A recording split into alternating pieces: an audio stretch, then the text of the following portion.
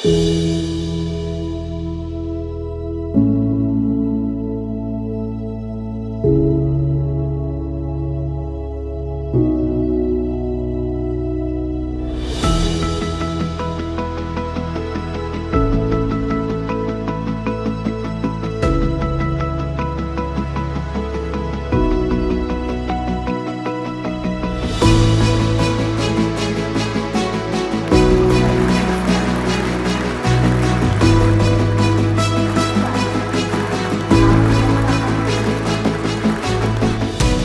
นไทยปี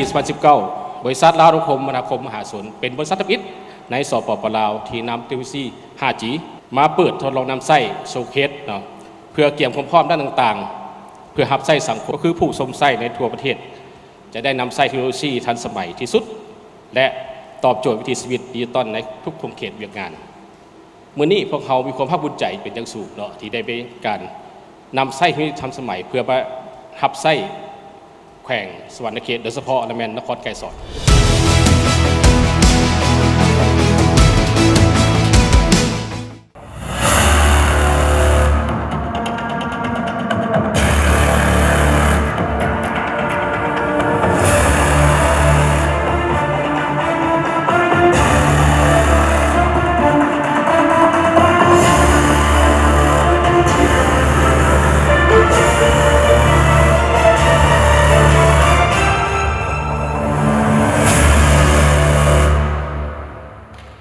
และนี่ก็เป็นการให้บริการ 5G อย่างเป็นทางการ